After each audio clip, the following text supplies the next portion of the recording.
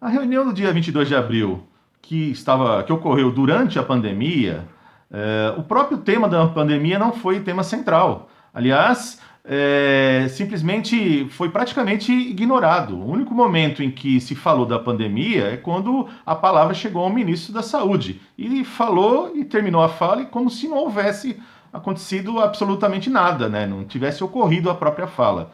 E quem dominou, quem mais falou nessa reunião foi o Paulo Guedes.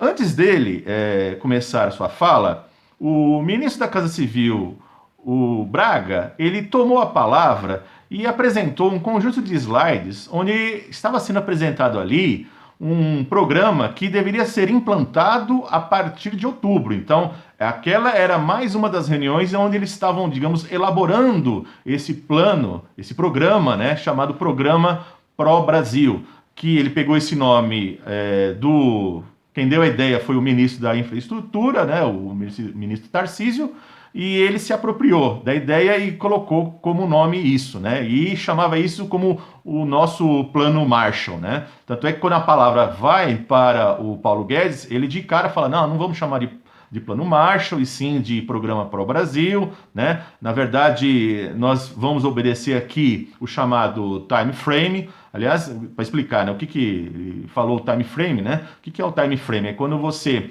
pega um conjunto de gráficos, você analisa os gráficos por um determinado período e toma ações no mercado a partir da movimentação, da variação daqueles gráficos, né? Isso que é o tal do time frame, né? Na linha da própria escola de Chicago. Muito bem. E o Guedes também tem todo o seu projeto independente da pandemia. Bom, isso não é novidade, né? Ele está muito interligado, muito conectado ao próprio pensamento da Escola de Chicago. Deixa eu mostrar para vocês aqui esse livro da Naomi Klein, que também tem vídeo, tá? A Doutrina do Choque. E nesse livro, onde ela analisa o neoliberalismo, ela que é uma keynesiana, ela vai mostrar o seguinte, logo na introdução, que os neoliberais se aproveitam, acham uma grande oportunidade econômica quando acontece desgraças sociais. Tem duas passagens que ela aponta aqui, tanto na página 15 como na página 18. Vejam na página 15, ela diz o seguinte: o American Enterprise Institute, uma entidade afiliada ao pensamento de Friedman, manifestava assim seu entusiasmo, porque, abre aspas, o Katrina, né, o furacão, o Katrina havia realizado em um dia aquilo que os reformadores educacionais da Louisiana vinham tentando fazer durante anos sem sucesso. Ou seja, e mais para frente diz o seguinte, né? Os professores da rede pública, por sua vez, observando que o dinheiro destinado às vítimas da enchente estavam sendo desviado para erradicar o sistema público e substituí-lo pela privatização, chamavam o plano Friedman de, entre aspas, apropriação do terreno educacional. E só mais um trechinho aqui da página 18, né? Na época em que o furacão Katrina varreu New Orleans, e os políticos republicanos, os think tanks, né? Aqueles pensadores conservadores, né, que pensam aí a hegemonia dos Estados Unidos, né? E os empreendedores imobiliários começaram a falar em terrenos limpos, entre aspas, né? Terrenos limpos e oportunidades excepcionais. Então vejam que quando o Paulo Guedes vem com o seu programa, né? Ele é um dos grandes mentores aí do programa Pro Brasil. Qual que é a ideia que está presente? Bom, em primeiro lugar, segundo o Paulo Guedes, o Brasil quebrou em todos os níveis, né? O nível municipal, estadual e federal, e que agora não tem mais essa de se preocupar em acabar com as desigualdades regionais. Aliás, isso é até um certo recadinho para o ministro do Desenvolvimento Regional, que está pensando em eleições municipais, e isso não deveria ser preocupação do governo federal, e o próprio Bolsonaro também deixou muito claro isso, né? É interessante que ele vai dizer o seguinte, né, que o Lula e a Dilma ficaram 30 anos em cima disso, se preocupando com o desenvolvimento regional, e fez o Brasil quebrar. Bom, primeiro que o Lula e Dilma não ficaram 30 anos, ficaram 13 anos e meio. Né? Já começa o erro daí. E outra, se o Brasil está totalmente quebrado, cadê aquele 1 trilhão e 200 bilhões que ele deu de cara para os bancos? Né? Então fala que está quebrado e de repente, diante da pandemia, só surge uma dinheirama. Né? Aliás, em outros vídeos o Paulo Guedes fala o seguinte, né, que o Brasil, nessa linha do desenvolvimentismo, o Brasil cavou, ou seja, fez investimentos públicos, usou o Estado para fazer investimentos públicos, quebrou e agora a gente não vai continuar cavando, não. A gente não tem que cavar, né? Não tem que ir mais a fundo. Ou seja, agora é a hora só da iniciativa privada, né? Então, para ele, os investimentos do Estado tem que ser tudo na forma de concessões para a iniciativa privada. E na reunião ele vai dizer o seguinte, né?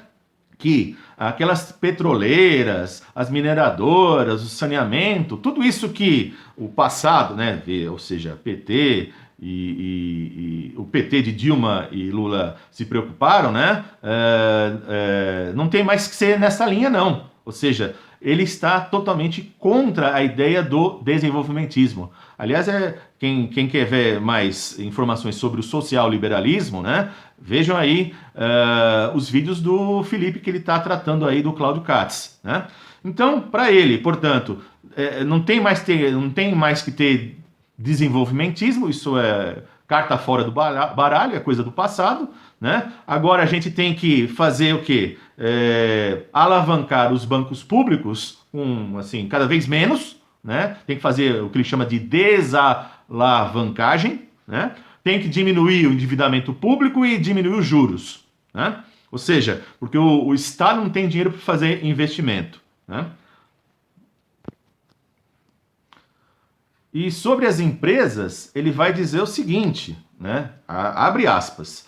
Não vai ter molezinha para empresa aérea. Vamos ver, né? Vamos aguardar.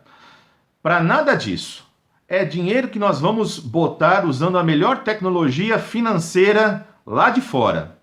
Nós vamos, ou seja, então o que importa é o que vem de fora. Nós vamos botar dinheiro e vai dar certo. E nós vamos ganhar dinheiro. Nós vamos ganhar dinheiro usando recursos públicos para salvar grandes companhias. São palavras dele. Agora, nós vamos perder dinheiro salvando pequenininhas. Então vejam, gente, ele não vai salvar, não está preocupado com a pequena e média empresa, não. Ele só está preocupado com a grande empresa, certo? Que fique bem claro isso. E terminando, diz ele, ó. Então, nós estamos fazendo tudo by the book, ou seja, como manda o figurino. Direitinho, né? E assim, gente, ele começa a desenvolver seu raciocínio no sentido de que nós estamos caminhando aqui para uma reestruturação e uma transformação econômica. E que ele tem 3 torres de inimigos. A primeira torre de inimigo, para ele, é os gastos da Previdência, que, portanto, essa primeira torre ele já derrubou, né? Já fez a reforma da Previdência. A segunda torre seria os juros, que está diminuindo, né? Então ele está indo, segundo ele, está no caminho certo. O que falta dizer é o seguinte, né? Quem está no cartão de crédito está pagando até quase 400% de juros. Que juros baixos é esse? E outra, diante da pandemia, os países europeus estão cobrando juros zero. Aqui ainda é taxa Selic. Às vezes agora, talvez nas negociações até diminui um pouco, mas continua cobrando juros. É isso que tem que ser falado. Nossos juros ainda estão como um dos mais altos do mundo, né? E o terceiro pilar para o Guedes não tem que ter aumento de salário para servidor. Vejo que esses dias está sendo negociado isso e provavelmente vai ter um congelamento. Vamos aguardar aí, vamos acompanhar para ver o que aconteceu.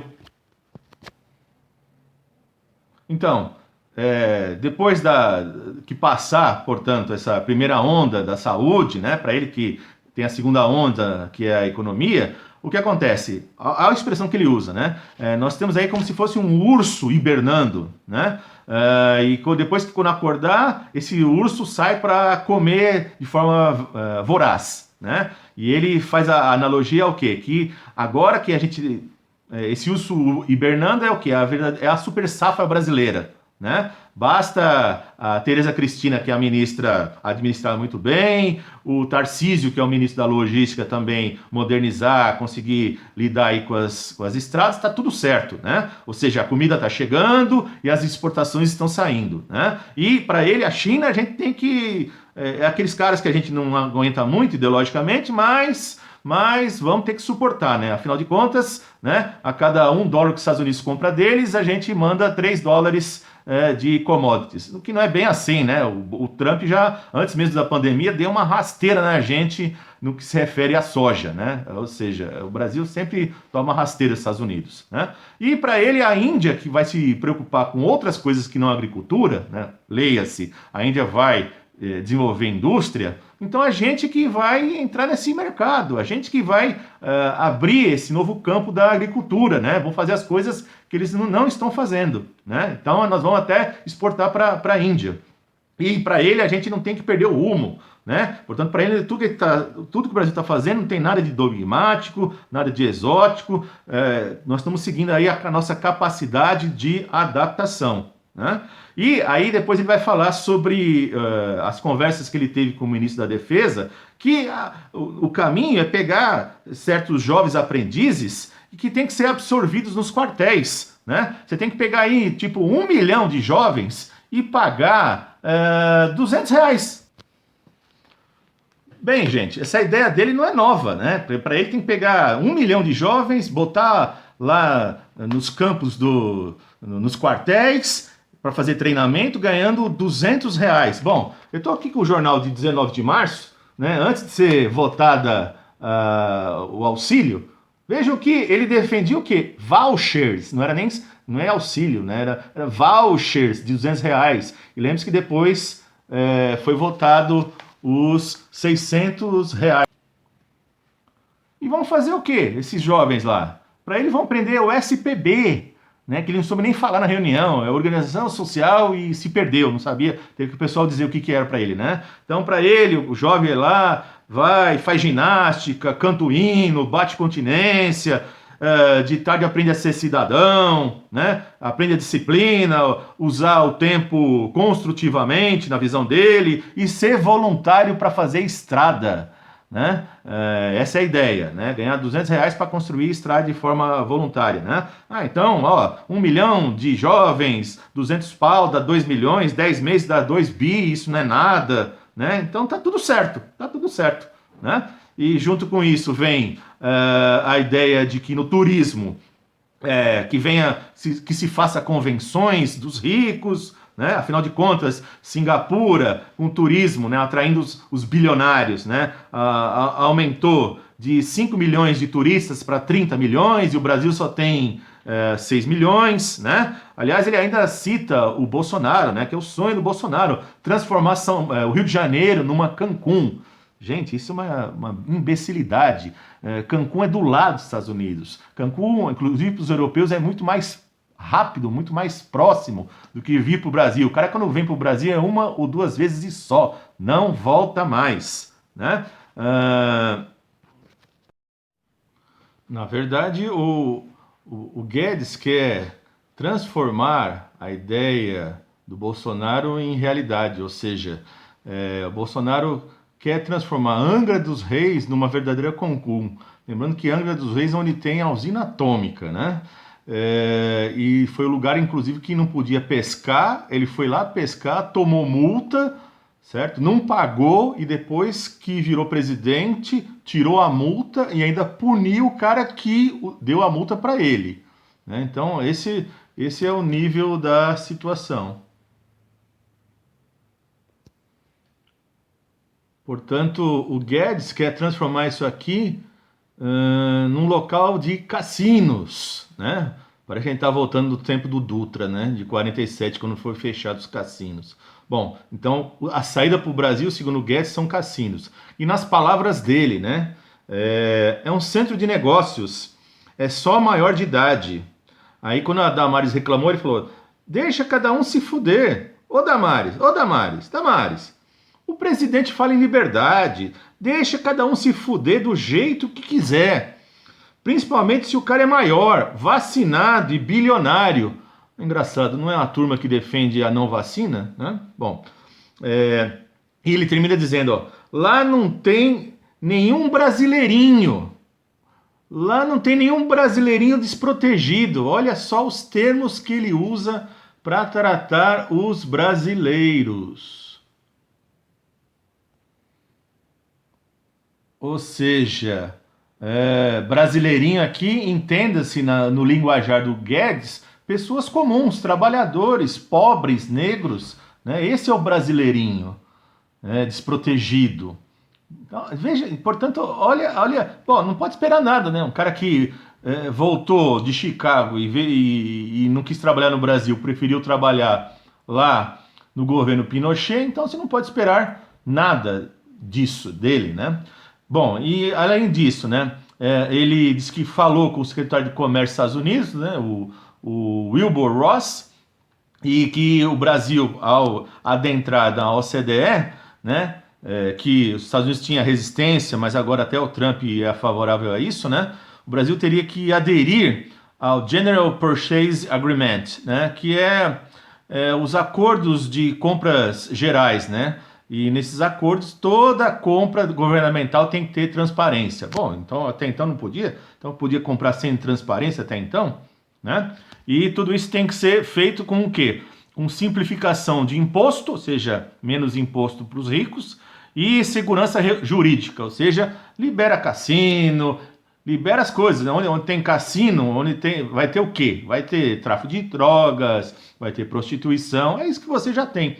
Sem contar, gente, que resort nós já temos, né? Costão do Santinho, lá em Santa Catarina, é o quê?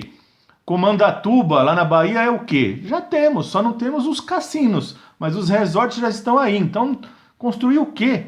Aliás, esses que existem já não enchem, imagine construir mais, né?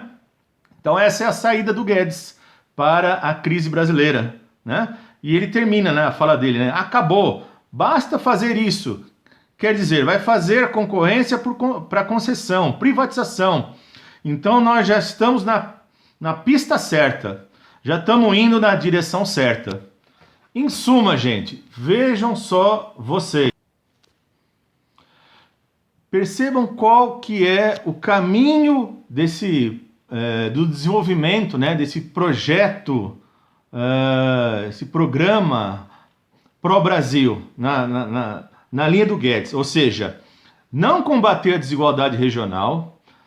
A reforma da Previdência já é a primeira torre que já foi vencida. A segunda torre são juros que continuam altos em relação ao mundo, né?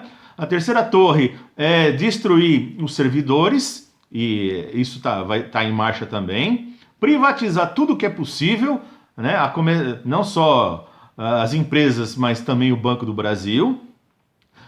Trazer cassinos, construir resorts, né? Portanto, nada de industrialização, ou seja, enquanto a Índia vai para o 5G, a China vai para o 5G, nós vamos para as commodities, né? E tudo isso destruindo lá o Cerrado brasileiro e, se possível, a Amazônia também. Isso nós vamos tratar, inclusive, no próximo vídeo. Nada de informática, nada de química, nada para as universidades, metal mecânica, nada. Ou seja, porque tudo para ele é voltado para o capital financeiro, né? Portanto, aliás, né, pequena e média empresa, ele próprio disse que não está preocupado com isso, né? Portanto, esse é o Guedes, gente. Mais uma vez essa figura. Bom, eu paro por aqui. Um abraço a todos, dê o joinha, compartilhe e nos vemos no próximo vídeo. Dê o joinha aí, ok? Um abraço.